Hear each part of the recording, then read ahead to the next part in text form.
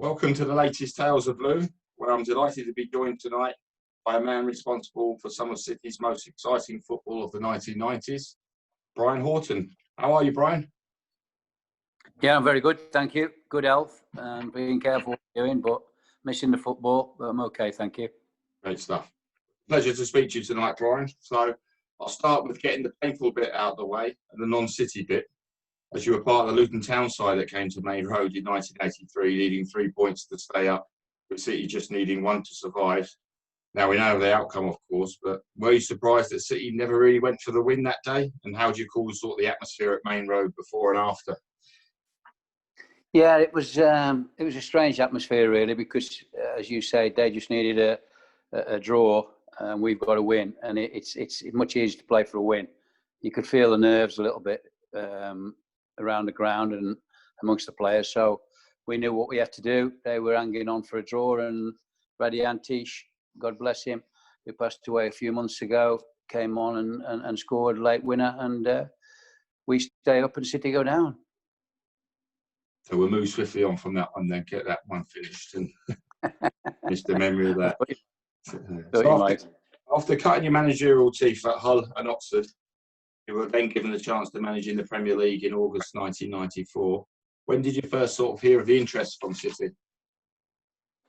I just got a phone call, seeing Peter Reid had been sacked. I got a phone call from John Maddox, who I knew not as a personal friend, because that's what people perceived. He was a personal friend, and that's why he came to me. But that wasn't the case.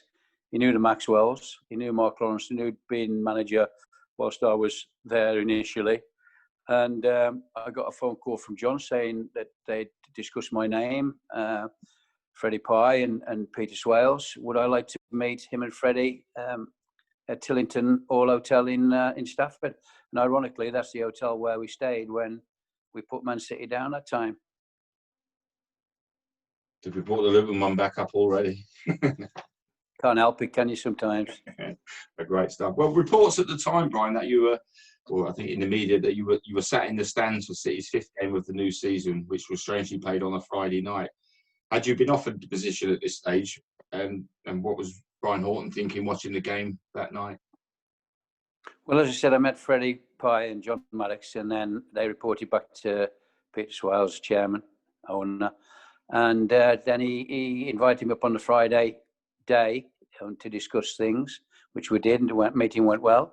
They offered me the job, and then we watched the Coventry game, David Moss and myself, because David obviously was part of me coming to Man City as my first team coach.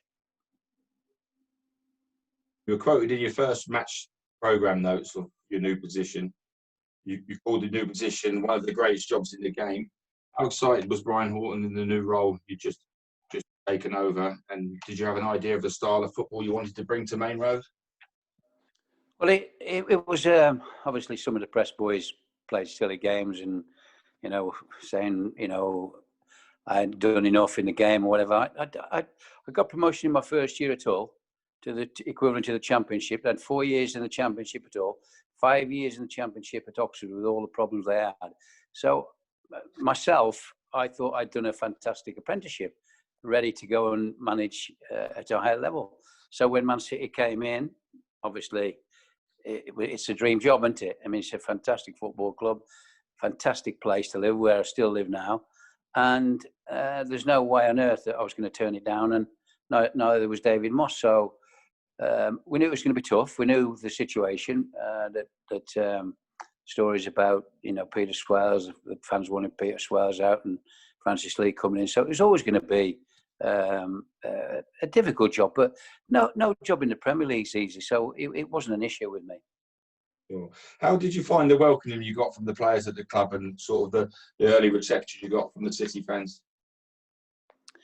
But you get a reception on how you do, don't you? That obviously you've got some very good players, very experienced players that played at the top level. I'd played at the top level, so I knew what it was about.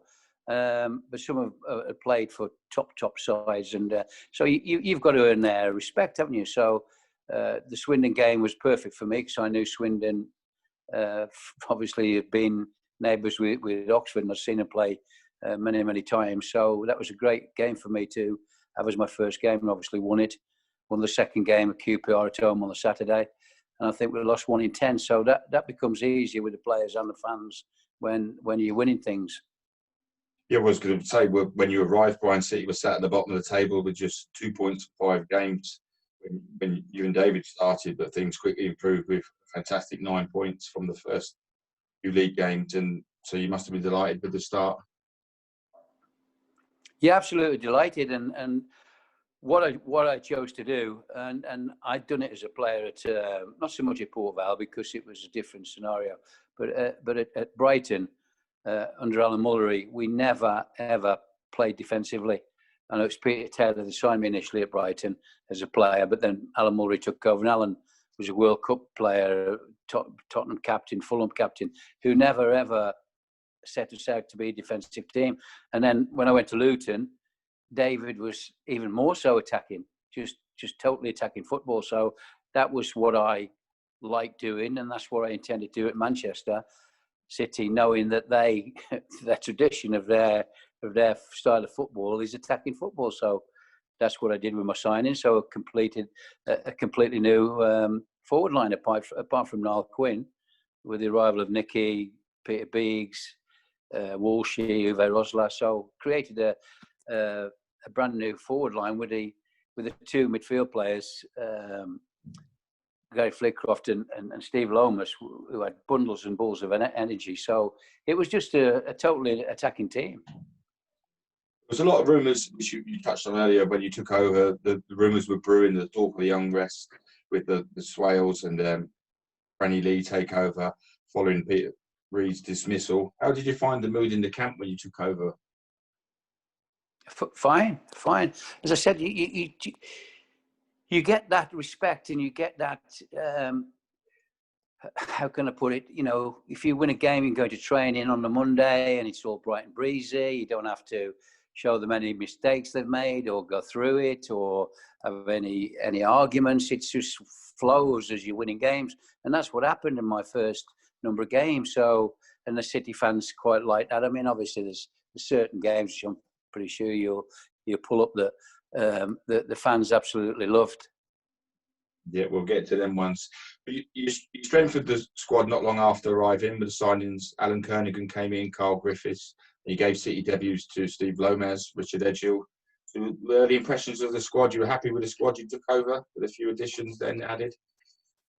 Well, I as the manager of Oxford United, that's where I used to get my players from. I'd drive miles to watch Man City reserves, Liverpool reserves, Tottenham reserves, whoever. So I'd seen Richard Edgill and Steve Lomas play in the reserves, so I knew what they were capable, young up and coming players, and that's what I've always done as well. If I think the players are up to it, I'm not frightened to put young players in. So injuries and inconsistencies seemed to hamper us that season as it wore on, and the possibility of a relegation scrap was on the cards. So really, you made some inspired signings, which some of you mentioned earlier, which are still fondly talked about today among the supporters, the likes of Uwe Rosler, Paul Walsh and Peter Biggs coming in. When did you start to feel, Brian, you were building the team capable of producing the performances you wanted?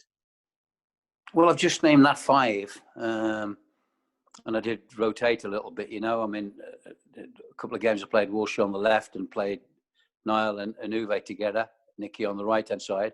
Nicky was probably slightly more defensive-minded than the others. And then, you know, that's a great 5 to pick from. The 2 midfield I were very happy with. I just felt I needed some more defenders and probably a midfield player. So because I thought the squad was small, I was putting the likes of Kerr in and other people that you know were too young really for the Premier League. And David Rocastle came in, and what a wonderful, talented player who has since so tragically passed away. I mean, as a supporter, we were delighted to see some of the calibre of David Rocastle arrive at Maine Road. But after a full pre-season during '94 with us, he suddenly was transferred off to Chelsea. What were the details behind his sudden departure, Brian? Can you remember? Did he leave after me? Was he still not at the club when I left? Yeah, no, he came in with the deal with David White to Leeds, and He then came in the deal with Whitey, yeah. yeah, he And did that then, season. Then he did the pre-season. He played at Portsmouth in a friendly. Then I think we were in Norway or correct, somewhere, and then suddenly he was at Chelsea sort of, in a Blues of correct. Honor. That's right. You're right. You're right, because while we're in Norway, he thought he could play as like a centre midfield player, and then he wasn't going to get in my full first 11, if you like, and he was a top lad, and he wanted to play first team football, so we gave him the opportunity to do that. So the 94-95 season starts with a disappointing defeat at Arsenal, but that was soon forgotten as we started to play some fantastic attacking football with goals of Bendtner. Was this now your City side playing the style of football you wanted, Brian? Yeah, it was, and that season, obviously, the games that were mentioned, we beat Liverpool on a Good Friday, 1-0, they just won the cup. Then we beat Tottenham 5-2 at home, which John Mustard said was one of the best games he ever commentated on. We beat Blackburn away 3-2, live game on Sky, when probably most of the City fans weren't wanting us to win because... Yeah, I'll come to them. So just great games, and I enjoyed watching them as well. Like saying David Pleat, and they were a joy to work with. Tony Colton at the back, goalkeeper, Curley at the back, captain, Richard Edda, we talked about. The two midfield players were great lads. The front five I've mentioned before, they mixed together off the field as well. I know they did, because I used to go to one of my local pubs, and which I didn't mind, because you get that spirit going because of that sometimes. That don't seem to happen so much today. With not the fact that it is because they're foreign players, but they tend to not, go to pubs and stuff together. It's more restaurants and stuff. But I know the boys play golf together and got on well together, and there's a good spirit amongst the players. So I'll come to the Spurs fixture shortly, but we had some brilliant other performances in wins at home to Everton, away to QPR in the League Cup springs to mind. A thrilling 4-3 game. I was there that night. You scored.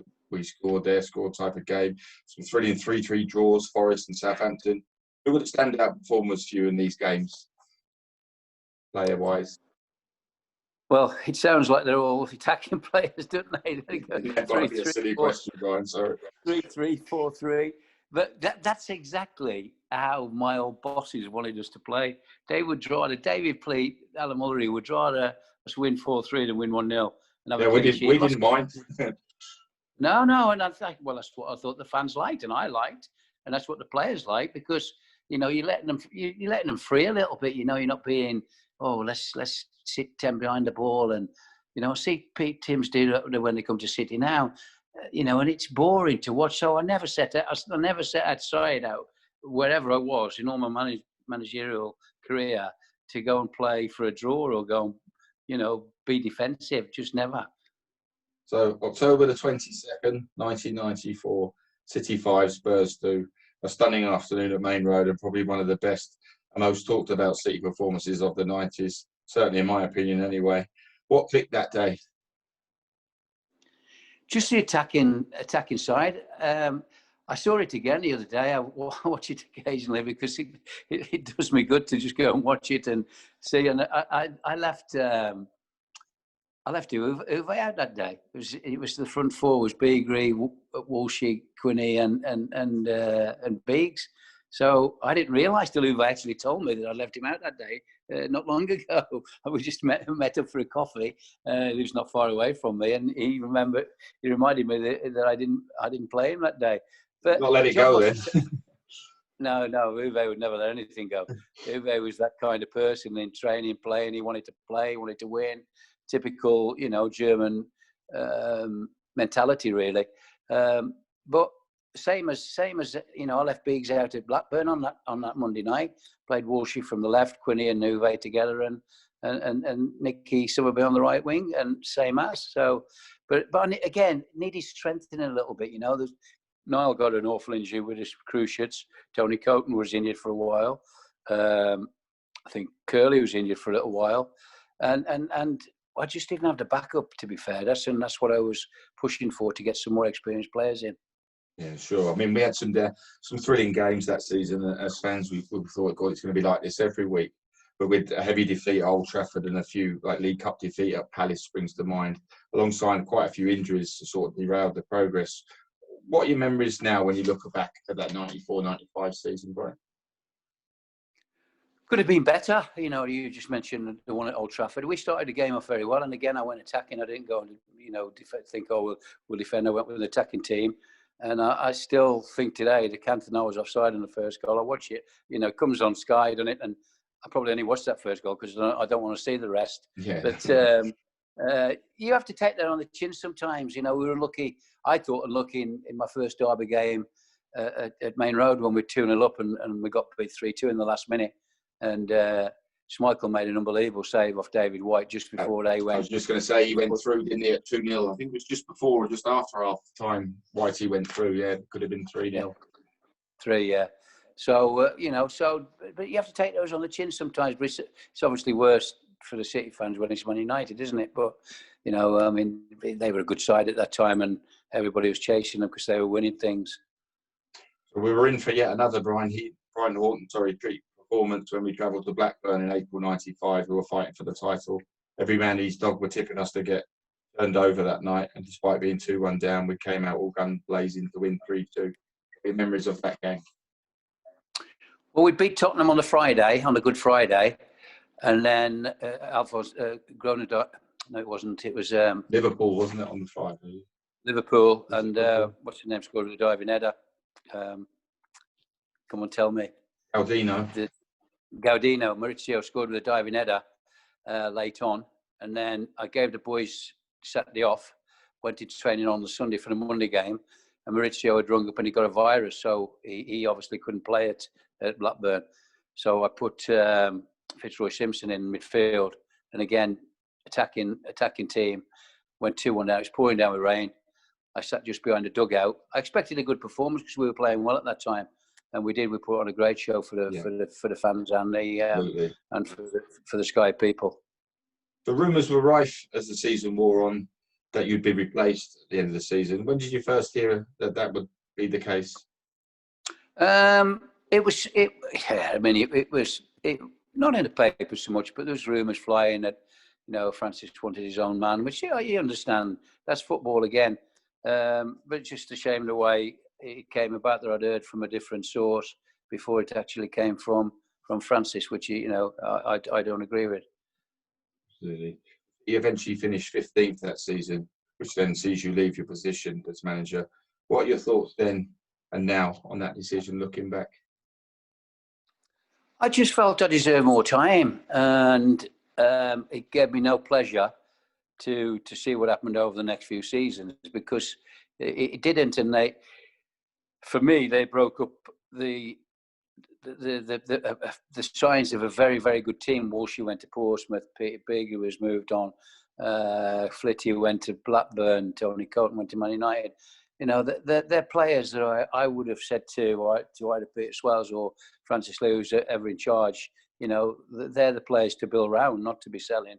And obviously, if you sell your best players, generally, that's what happens. You know, you struggle. So how does Brian Horton set up his time as City manager? As I say, I still live in Manchester, and nearly every City fan I meet generally brings that game up with I wish I had £1 for every time somebody said about that Tottenham game. And I think the people enjoyed my football. I still go to City. They look after me and my wife. Great. I still do things for them when I do the supporters clubs, and I go around and do them. And I just think they show me respect and I show them respect, and it's such a fantastic club to have worked for. I was going to mention you're still a regular on a match day at City. So what's your thoughts on the 2020 Man City as a club and team? Well, I think it's I can only go through what I see in the press at the moment, but he's obviously trying to get centre back, isn't he? Vincent Kompany's been hard to replace. Maybe it's another striker they're talking about, but they've got some good players. They'll be there and thereabouts again. I mean, I just love watching Kevin De Bruyne. He's my favourite player. That was my next question. Which player do you look forward to seeing the most? Well, him particularly, because I was a midfield player, but he's passing and his energy is fantastic, and I was pleased he won the PFA Player of the Year. You know, looking at back over the last few years, Sergio Aguero and David Silva and people like going back a bit further, Zabaleta, who was a great Kolarov, and you know they've had some great players, haven't they? They've had some really talented players. But De Bruyne for me is the best midfield player in the world. Brilliant. So I've got some random questions for you here, Brian. First one is, how did we end up with a 43-year-old Newcastle goalkeeping coach, John Burridge, in goal for us for the last few games of the 94-95 season? Because we were struggling for a keeper.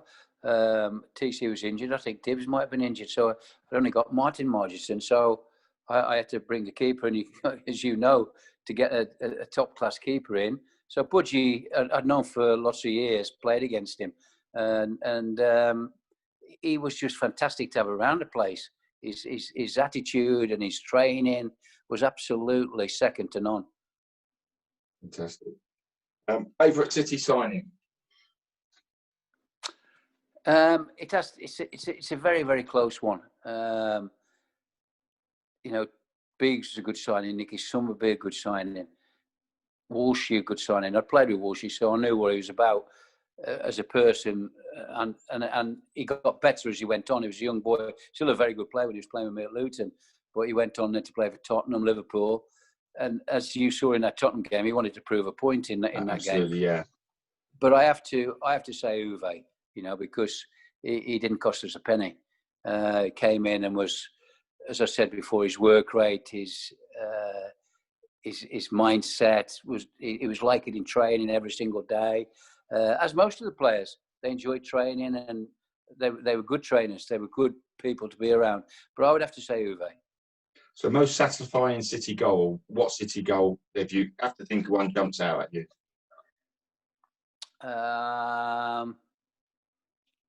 Probably, oh gosh, it's an hard question, isn't it? That's got me stumped there, hasn't it? That the best City goal. Well, it's a random one then, because I'd asked Gary Flitcroft to play right back against QPR on my first home game. We had a problem right back, and I hadn't put Edgy in, so I put Gary Flitcroft right back. And he said, "I've never played there, Gaffer." And I said, "Well, just join in. That's all I want you to do. Just join in from right back." Did, yeah. He scored. Yeah, he scored that day. Great stuff. From right back. Who was the most talented player you worked with while at City? Talented. Most naturally gifted player while you were there? Well, that forward. I mean, Quinny said that Nicky, and he went to Sunderland with him after that he was one of the best crossers of the ball he'd ever played with. So that's Nicky, best crosser. Not Quinn, and Mossy used to take him because Mossy was a great crosser of the ball. He used to take him for extra training, and he just wanted to do it. He just wanted to repeat it, Niall, all the time. Different headers, the one that coming up from the right wing, who'd head back across his keeper, which is always an hard one to side. So he had that talent. Uwe's work rate and his energy. Walshy with his ability, he had fantastic. He's only small and great balance. Biggs with his tricks, you know. I mean, he scored a goal for Stoke when I was manager Hull against us, and he's come inside on his right foot and cracked one from about 30 yards. He got that in his locker, but he could also go down the other way because he always did the jink, didn't he? And what we said to him in the end, don't do so many jinks in it.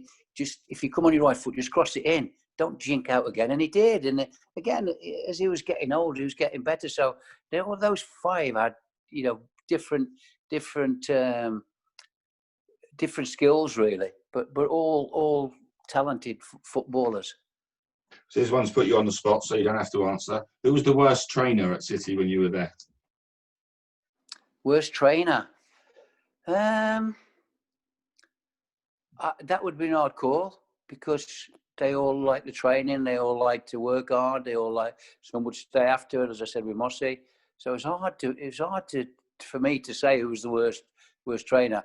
TC was a naturally talented goalkeeper, and if you notice in those days, he didn't go out on the pitch. He used to stay in the shower room, and he'd just throw balls, catch them. I'm not saying he was the worst trainer in the world, but that was unusual because goalkeepers always go out and want extra bits of work. But I bought a goalkeeping coach, Eric Steele, who went on to coach Man United as well. But so the goalkeeping coaches weren't around in those days. Nobody had them. But I brought him in because I played with him, and TC and Dibbs and Martin Morrison loved working with him. So this is a one question. Sorry, one word answer. If you could only sign one, who would it be? Walsh or Rosler? Walsh, you'll hate me for saying it, but I'd have to say Uwe because he was free. And would you have lent Maurizio Galdino your car? Do you remember the stories that came with Maurizio? I'd have took a Ferrari off him if I'd have known. Was there any youth team players at City at the time, Brian, that you thought that would come through and have a good career that perhaps didn't? Does anyone stand out? Michael Brown and Chris Greenacre, two strikers. We reached the FA Youth Cup final that year, in one of my years, and got beaten in the final by Tottenham. But those two, I mean, Michael went on to have and I still see Michael around. What a good professional he became. You know, he's only a young boy then. I had Jim Bentley, who was manager of Morecambe for a few years. Jim was a good player. David Morley, who I took to Mac a few years later, he was a good player. So yeah, some good kids coming through. What about a funny City-related story? Something happened on an away day, or something on a pre-season trip, something that sticks in your mind that was a good laugh?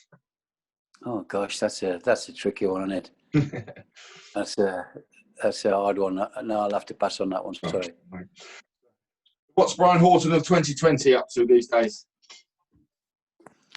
I'm missing going to Man City. I last worked with Phil Brown at Swindon about 12 months ago.